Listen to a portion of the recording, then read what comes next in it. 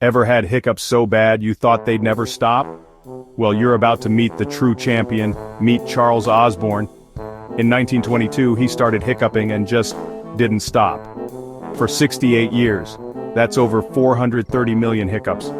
He tried everything, holding his breath, sipping water, you name it, nothing worked. Doctors were baffled. Friends joked he could set a world record, turns out he did. Amazingly, Charles still lived a pretty normal life, got married, had kids, and just rolled with the hiccups.